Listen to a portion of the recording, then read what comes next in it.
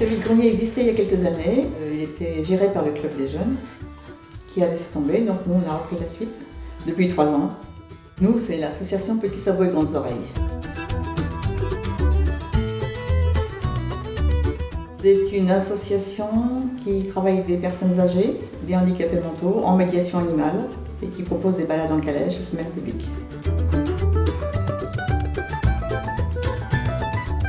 Petits Sabots et Grandes Oreilles existe depuis 2014.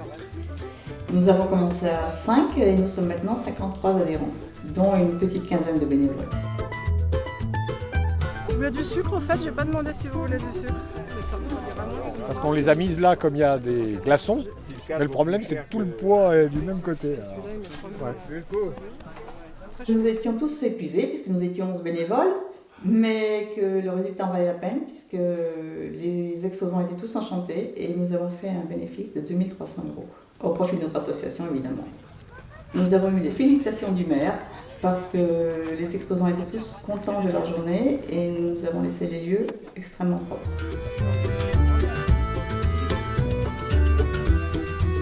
Ce qui a fait que l'association s'est développée, c'est simplement qu'il y a des gens qui nous ont fait confiance et qui ont vu les résultats, les bienfaits que peuvent apporter les animaux. Ce sont des bienfaits physiques, psychiques. Je vais prendre l'exemple de Louisa qui est une trisomique.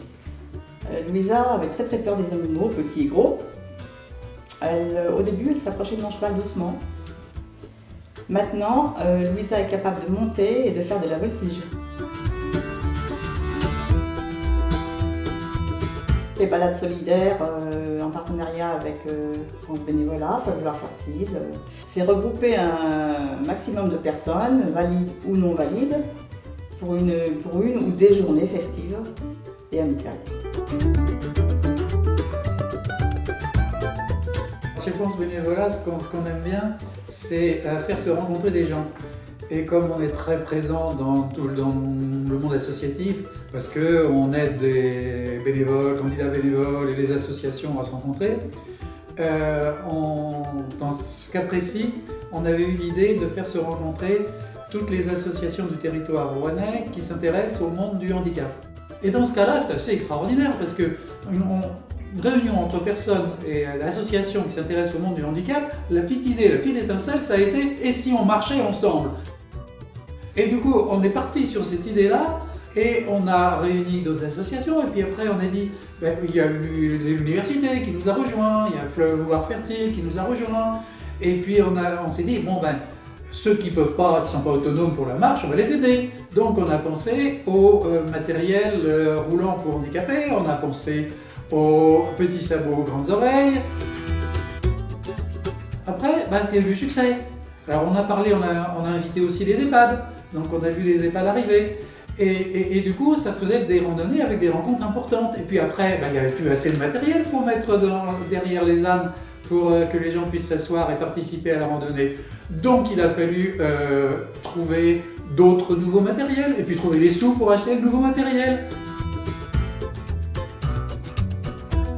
Notre boulot à nous, c'est d'être un petit peu cet architecte-là.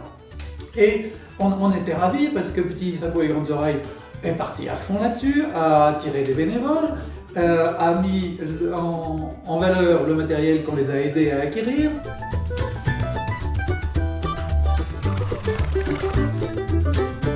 Alors nous avons 2 calaches qui ne sont pas adaptées mais qui sont quand même assez facilement accessibles par l'arrière. 2 calaches 4 places. Et puis les 2 escargolines qui sont vraiment du matériel adapté,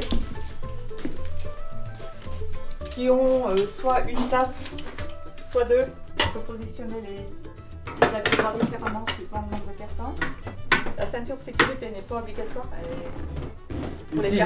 elle est utile pour les personnes qui ont des difficultés. Et puis en cas d'une personne polyhandicapée, on a un casse-tête aussi. Là, ce qui est intéressant, c'est qu'effectivement, on a permis une rencontre entre des mondes qui ne se côtoient pas si souvent que ça, et c'est la rencontre entre ces différents mondes qui fait émerger quelque chose, quoi. Sans compter qu'on a aussi travaillé avec les structures territoriales, avec les mairies sont dans le coup, pour le financement des escargolines, la région, voilà.